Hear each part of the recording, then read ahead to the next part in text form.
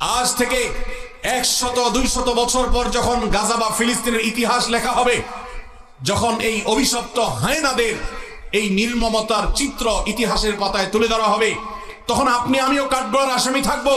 কারণ তখনকার মানুষেরা, তখনকার জেনারেশনেরা আলোচনা করবে তখন পৃথিবীতে যে শত শত কোটি মানুষ বসবাস করেছিল, সে মানুষগুলো কিভাবে এতগুলো মানুষের সামনে পৃথিবীর ছোট্ট একটা ভূখণ্ডের মধ্যে এইভাবে মানুষকে হত্যাযজ্ঞ চালানো হয়েছে, নির্মমতা করা হয়েছে, শিশুদের সামনে বাবা মাকে খুন করা হয়েছে, বাবা মার সামনে শিশুদেরকে টুকরা টুকরো করা হয়েছে, কিভাবে এই নির্মমতা চালানো হয়েছে। বিশ্বের শত শত কোটি মানুষ তারা তখন কি করেছে, আগামী 100-200 বছর পরে যখন ফিলিস্তিন এবং গাজার ইতিহাস লেখা হবে, আসামির কাঠগড়ায় আমরা সবাইকে দাঁড়াতে হবে। একদিকে মানব ইতিহাসের সবচেয়ে বর্বরচিত হত্যাযজ্ঞ, গণহত্যা চলছে দিন দুপুরে বিশ্বের শত শত কোটি মানুষের সামনে ফিলিস্তিনের গাজায়। আজ সেখানে মানবতা এমন ভাবে ভুলুণ্ঠিত হচ্ছে, ঝড় তুফানে আমরা গাছের পাতা উড়ে যেতে দেখি, সেখানে বোমার আঘাতে মানুষের দেহ আকাশে উড়ে যেতে আমরা দেখেছি। প্রিয় ভাইরা, আজকের বিশ্বকে বলা হয় সভ্য পৃথিবী, আজকের পৃথিবীকে বলা হয় নাকি মানবিক পৃথিবী। আজকের পৃথিবীর সভ্যতা এবং মানবিকতার ধ্বজাধারে ধারণকারী যারা, তাদের মুখোশ, তাদের আসল রূপ, তাদের আসল চেহারা, চরিত্র আজ দিনের আলোর মতো পরিষ্কার হয়ে গেছে। গাজায় প্রতিনিয়ত শিশু হত্যা চলছে, ফিলিস্তিনের ভিডিওগুলো দেখবার মতো অবস্থা নাই। একটু আগে একটা ভিডিও দেখছিলাম, আল্লাহ তাআলা আমাকেও একটা বাচ্চা দিয়েছেন 8-10 বছরের। 8-10 বছরের একটা ছেলে 5-6 বছরের একটা ছেলেকে, ছোট ভাইকে বড় ভাই সান্ত্বনা দিচ্ছে, মাথার উপরে হাত বোলাচ্ছে। ছোট ভাই বড় ভাইয়ের কোলে মাথাটা রেখে চোখের পানি ফেলছে, অঝরে কাঁদছে, কারণ তাদের বাবা মাকে শহীদ করে দেওয়া হয়েছে। বড় ভাইটা ছোট ভাইয়ের মাথার উপর হাত বোলাচ্ছে আর তাকে সান্ত্বনা দেওয়ার চেষ্টা করছে, ব্যর্থ চেষ্টা। শত সহস্র শিশু আজ এতিম হয়েছে, শত সহস্র মা বাবার বুক আজ খালি হচ্ছে।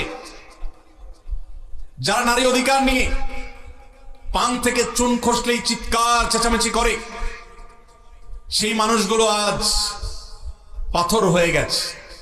তাদের চোখের সামনে শত সহস্র মা বোনকে আজ খুন করা হচ্ছে। প্রেগনেন্ট মহিলাদেরকে রেখে সেই হসপিটাল বম্বিং করে উড়িয়ে দেওয়া হচ্ছে। আজ সেখানে শিশুদের আর্তনাদে আকাশ পাতাল ভারী হয়ে উঠেছে। কোন স্থাপনার সেখানে বাকি নাই যেটা ভেঙে চুরে গুড়িয়ে দেওয়া হয়নি। উপর থেকে ড্রোন শট নেওয়ার ছবি দেখলে ভাবতে কষ্ট হয়, বিশ্বাস করতে কষ্ট হয়, একটা শহর, একটা জনপদকে এইভাবে মাটির সাথে মিশিয়ে দেওয়া যায়।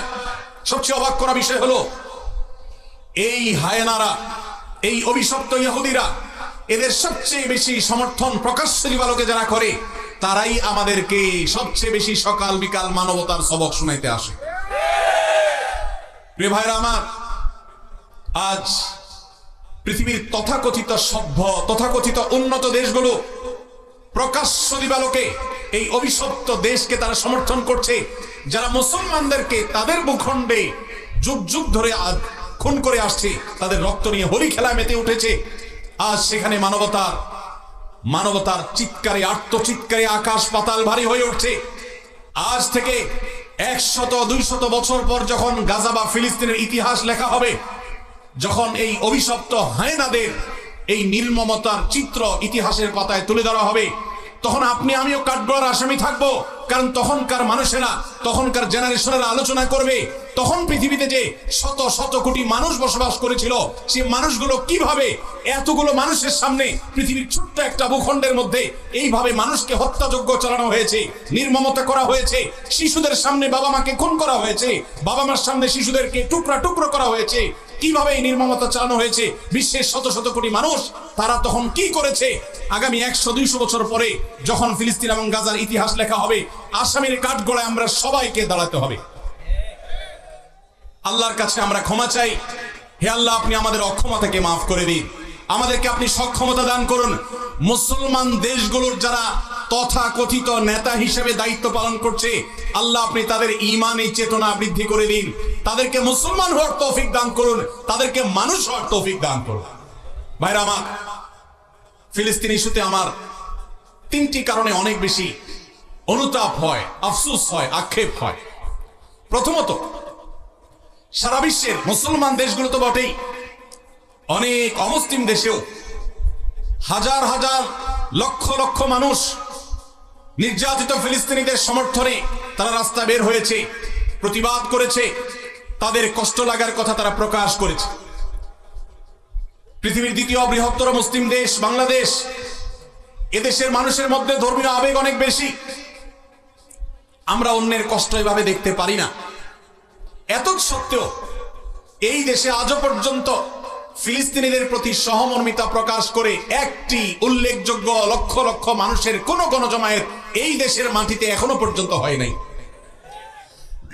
আমার লজ্জা হয়, কষ্ট হয় যখন দেখি ফিলিস্তিন ইস্যুতে প্রত্যেক দল আলাদা আলাদা ব্যানার নিয়ে 2-4-10,000 মানুষ নিয়ে তারা প্রতিবাদ করে। এটা কি ফিলিস্তিনিদের সমর্থন নাকি নিজের দলীয় প্রচারণা? একমাত্র আল্লাহ তাআলা ভালো জানেন।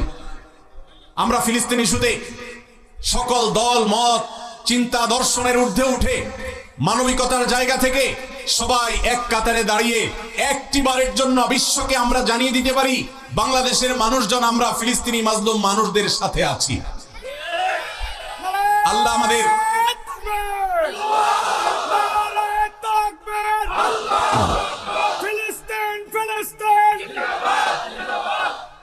আল্লাহ রাব্বুল আলামিন আমাদের মুসলিম নেতৃবৃন্দকে সেই সুবোধ দান করুন, তারা যেন এদেশের সকল মতের, সকল চিন্তার, সকল পথের, সকল আদর্শের, সকল দলের মানুষদেরকে, এমনকি আমাদের যে সমস্ত অমুসলিম ভাইরা আছেন তাদেরকেও এই মানবিক ইস্যুতে এক কাতারে দাঁড় করিয়ে লক্ষ লক্ষ বাংলাদেশের মানুষ ফিলিস্তিনি পতাকা হাতে নিয়ে তারা ফিলিস্তিনের প্রতি সহমর্মিতা প্রকাশ করবে, জানাবে। এই চেষ্টাটা আমরা করতে পারি কি পারি না ইনশাআল্লাহ। আল্লাহ আমাদের সবাইকে সেই তৌফিক দান করুন। এই ইতিহাস এই দেশে রচনা হোক, আমরা সেই দোয়া রব্বে কারীমের কাছে আজকে ফরিয়াদ করছি। আল্লাহ আমাদের এই একটা মিছিল, একটা প্রতিবাদ, একটা বার্তা বিশ্ব মিডিয়াকে দেওয়ার মতো কাজ এখনো পর্যন্ত এই ভূখণ্ড থেকে আমরা করতে পারি নাই। এর চেয়ে বড় লজ্জার বিষয় আর কিছু হতে পারে না। অমুসলিম দেশগুলো, জাপানের মতো দেশে হাজার হাজার মানুষের বিশাল বড় গণজমায়েত হয়, সেখানে এই অভিশপ্তদের এমবাসি ঘেরাও করার মতো ঘটনা ওই সব দেশে ঘটে। দুর্ভাগ্যজনক বাস্তবতা, আমাদের দেশে যার যার মতো আমরা কথা বলি, আমরা মিছিল করি, ব্যানার নিয়ে দাঁড়াই, প্রতিবাদ করি, মানববন্ধন করি, কিন্তু সবাই ঐক্যবদ্ধভাবে বিশ্বকে জানাবার মতো একটা ঐতিহাসিক সমাবেশ, ঐতিহাসিক গণজমায়েত আমরা আজও করতে পারি নাই। ইনশাআল্লাহ অচিরেই সেটা হবে। আল্লাহ আমাদেরকে সেই তৌফিক দান করুন। দ্বিতীয় আমার আফসোসের কারণ ফিলিস্তিন ইস্যুতে, আপনারা জানেন অন্য অমুসলিম দেশগুলোতে পর্যন্ত, খোদ আমেরিকাতে পর্যন্ত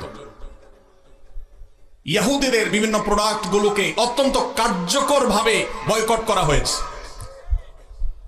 আমাদের এই দেশে প্রত্যেকটা দোকানে দোকানে, প্রতিটা দোকানে দোকানে আপনি পাবেন ইহুদি পণ্যে পরিপূর্ণ ভরপুর সয়লাব। আমরা অনেকে আছি যারা ফিলিস্তিনি বাচ্চাদের ভিডিও দেখে চোখের পানি ফেলি, কিন্তু আমাদের ওয়াশরুমে গেলে হ্যান্ড ওয়াশটা দেখা যায় ইহুদিদের। আমাদের ওয়াশরুমে গেলে দেখা যায় সাবানটা কেনা হয়েছে, যে সাবানটা আমি টাকা দিয়ে কিনে এনেছি আমার পকেট থেকে, সেটা ইহুদিদের তৈরি করা। আমি যে সফট ড্রিঙ্কসটা গিলছি ডক করে, সেটা ইহুদিদের তৈরি করা।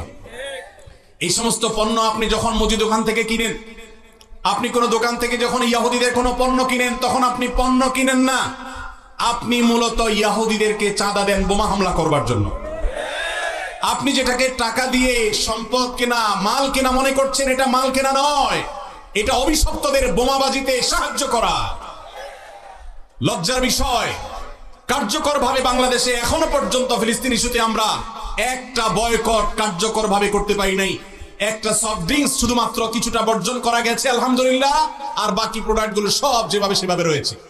আমি একটা দেশীয় প্রোডাক্টের একটা মালিক, একটা দেশীয় প্রোডাক্টের একজন মালিককে প্রশ্ন করেছিলাম, ভাই আপনাদের প্রোডাক্ট গুলো কেন বাজারে বাজারে দোকানে দোকানে পাওয়া যায় না?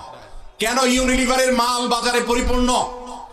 কেন যারা আমাদের সমাজে 14ই ফেব্রুয়ারিতে আমাদের তরুণদের চরিত্রকে ধ্বংস করার নীল নকশা করে সেই ক্লোজ আপ কেন আমার দোকানে থাকে, কেন আপনাদের পেস্ট দোকানে নাই? আমাকে সেই বাংলাদেশি কোম্পানির মালিক, বাংলাদেশি প্রোডাক্ট তৈরি করেন সেই ব্যবসা প্রতিষ্ঠানের মালিক, তিনি আমাকে বলছেন, ভাই লজ্জার কথা, আমাদের দেশে এক শ্রেণীর, সবাই নয়, এক শ্রেণীর অসাধু কর্মকর্তা কর্মচারী আছে সরকারি অফিসগুলোতে, যারা এই সমস্ত ইয়াহুদি কোম্পানিগুলো, বিদেশি কোম্পানিগুলো থেকে টাকা পয়সা খেয়ে, ঘুষ খেয়ে, তাদের জন্য সকল সুযোগ সুবিধা, সকল ফ্যাসিলিটিসকে এমন ভাবে প্রোভাইড করে যে আমরা দেশীয় প্রোডাক্ট যারা প্রস্তুত করি, তৈরি করি, তারা তেমন কোনো সুবিধা করতে পারি না। তার এই কথার বাস্তবতা আছে, আমিও কিছুটা অনুভব করার চেষ্টা করেছি, অনুসন্ধান করার চেষ্টা করেছি। দুর্ভাগ্যজনক বাস্তবতা, আমরা সাধারণ মানুষও আমাদের নিজস্ব উদ্যোগে ইয়াহুদিদের পণ্য মুক্ত আমাদের বাসা করব, সেটা আমরা করতে পারি নাই।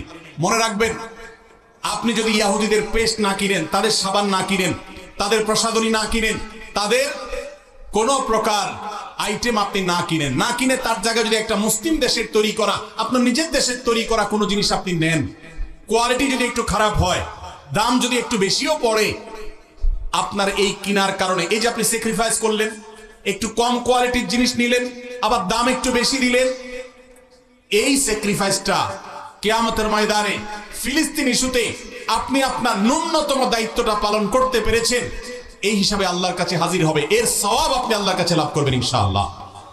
আমরা কারা কারা আছি ইয়াহুদিদের পণ্য মুক্ত করবো আমাদের বাসাগুলোকে? কারা কারা আছে? আল্লাহ আমাদের সবাইকে তৌফিক দান করুন। আমাদের বাসা বাড়িতে ইয়াহুদি পণ্য থাকবে না, ঠিক আছে তো ইনশাআল্লাহ? কোন মুদি দোকান থেকে আমরা ইয়াহুদি পণ্য কিনবো না, প্রয়োজনে সফট ড্রিঙ্কস গিলবো না, দেশিটা থাকলে খাবো, না হলে খাবো না। একবার বাংলাদেশ বিমানে আমি কোথাও ট্রাভেল করতেছিলাম, আমাকে কোকা কোলা দেওয়া হলো। আমি বললাম, কেন কোকা কোলা? আমার দেশীয় ক্যারিয়ার, আমার দেশীয় সফট ড্রিঙ্কস নাই, কেন আপনি বিদেশি সফট ড্রিঙ্কস খেতে আমাকে বাধ্য করবেন? প্রতিবাদ স্বরূপ আমি এটা খেলাম না, নিয়ে যান, অন্তত একটা বোতল বাঁচবে। আর আপনার কর্তৃপক্ষকে জানাবেন, একজন কাস্টমার প্রতিবাদ করেছে, তিনি দেশীয় সফট ড্রিঙ্কসরা বিদেশি সফট ড্রিঙ্কস এমনিতে স্বাস্থ্যের জন্য ক্ষতিকর, সেখানে ইয়াহুদিদের যে সফট ড্রিঙ্কস আপনি গিলছেন, এটা সফট ড্রিঙ্কস না, এটা রক্তে ভরা বোতল। অতএব আমাদের বাসা বাড়িকে ইয়াহুদি পণ্য থেকে মুক্ত করবো তো ইনশাআল্লাহ। আমি বাংলাদেশি মুসলমান হিসেবে লজ্জিত যে ফিলিস্তিন ইস্যুতে আমরা একটা কার্যকর একটা বয়কট, একটা বর্জন, এটা আমরা করতে পারি নাই। ভাইরা আমার, আজকে আমরা যারা এখানে সমবেত হয়েছি, আমরা কি একটু প্রতিজ্ঞা করতে পারি, আমার জীবদ্দশা, আমার জ্ঞাতসারে, আমার পকেটের টাকা দিয়ে ইয়াহুদি কোনো পণ্য আমি কিনবো না, না খেয়ে থাকবো, কোন প্রসাধনী প্রয়োজনে ব্যবহার করব না, কিন্তু ইয়াহুদি পণ্য আমি কিনবো না ইনশাআল্লাহ। সবাই চেষ্টা করে যাবে ইনশাআল্লাহ। দোকানদার ভাইদেরকে উদ্বুদ্ধ করবেন যে আপনি ইয়াহুদি পণ্য বিক্রি করেন না, ঘোষণা দেন এবং তার জন্য ফেস্টুন টানায় দেন। আমরা প্রচার করব আপনার দোকানের যে অমুক দোকানদার ভাই তিনি ইয়াহুদি পণ্য বিক্রি করেন না, তিনি ইসলামী চেতনা মাজলুমদের পক্ষে অবলম্বন করে তিনি তার এই স্যাক্রিফাইস করেছেন, তার দোকানের বিক্রি বাড়াবার জন্য আমরা প্রচারণা করব ইনশাআল্লাহ। চেষ্টা করা যাবে না ইনশাআল্লাহ। ভাইরা আমার, তৃতীয়ত যে কারণে আমি লজ্জিত সেটি হলো ইয়াহুদিদের এই অভিশপ্ত হায়নাদের, যারা মানবতাকে কুরে কুরে খাচ্ছে যুগ যুগ ধরে ফিলিস্তিনের মাটিতে, ছোট বাচ্চাদের রক্তে যাদের হাত রঙিন হয়ে আছে যুগ যুগ ধরে, তাদের যে সমস্ত ধ্বজাধারী আছে, তাদের যে সমস্ত দালাল আছে, বাংলাদেশে মাথা গুনলে সংখ্যা বলা যাবে, এত স্বল্প সংখ্যক দালাল আছে। এই কট্টর সেকুলার বামপন্থী কিছু দালাল, মুসলিম বিদ্বেষী কিছু দালাল, যারা ইহুদিদের দালাল, এই মুসলমানদের ভূখণ্ডে, ধর্মপ্রাণ মানুষের ভূখণ্ডে তাদের গলা যখন উঁচু দেখি তখন আমার লজ্জা হয়। আমরা এই দালালদের উঁচু কণ্ঠ যদি এদেশে শুনি, তাহলে এর চেয়ে বড় লজ্জার বিষয় আর কিছু হতে পারে না। মানব ইতিহাসের সবচেয়ে বড় হত্যাযজ্ঞ চালানো, সময়ের সবচেয়ে বড় হায়না এই ইহুদিদের সমর্থন যারা করে, তারা মানুষ রূপী পশু ছাড়া কিছু হতে পারে না। অথচ এই মানুষগুলোই আজ আমাদের সবকিছু ঠিক করে দেয়, তারাই আপনার নীতি নির্ধারণের ভূমিকায় তারা অবতীর্ণ হয়, তারাই আপনার আইন ঠিক করে দেয়, তারাই আপনার নীতি নির্ধারণ করে দেয়, তারা আপনার সবকিছু বলে দেয়। জাতি হিসাবে আমাদের জন্য এর চেয়ে বড় লজ্জার বিষয় আর কিছু হতে পারে না। ভাইরা আমার, অতএব আসুন ফিলিস্তিন ইস্যুতে আমরা আল্লাহর কাছে চোখে পানি ফেলার পাশাপাশি সর্বশক্তি দিয়ে যৌক্তিক এবং যথাযথ প্রতিবাদ আমরা প্রত্যেকটা মানুষ যার যার জায়গা থেকে অব্যাহত রাখি এবং আল্লাহর কাছে একটা ফরিয়াদ করি, ও আরশ আজিমের মালিক, রোমের কলোসিয়ামের গ্যালারিতে বসে যেরকম তখনকার পশুরা মানুষের নির্মম ভাবে মৃত্যুবরণ করা দেখতো, দেখে তারা উৎসাহ করত, উদ্দীপনা করত, ফুর্তি করত, আজ ফিলিস্তিনের ছোট্ট একটা ভূখণ্ডের চারপাশে শত শত কোটি মানুষ মানবতার মুখোশ ধারণ করে আছে। মানবাধিকারের সবক সকাল বিকাল যারা মুখে শোনায়, মুখে বলে, জিগির তোলে, সেই মানুষগুলো আজ ওই কলোসিয়ামের গ্যালারিতে বসে যেরকম নির্মম ভাবে মানুষ হত্যার আনন্দে উৎসব করত, আজ গোটা বিশ্ব সেরকম উৎসবে মত্ত হয়ে আছে। আল্লাহ এই জুলুমের শেষ পরিণতি আমাদেরকে দেখে যাওয়ার তৌফিক দিও। এই জীবদ্দশায় যেন আমরা এই জুলুমের শেষ দেখে যেতে পারি। আল্লাহ আমাদের সবাইকে সেই তৌফিক দান করুন। ভাইরা আমার, আমরা সবাই যার যার দায়িত্বটা পালন করবো তো ইনশাআল্লাহ।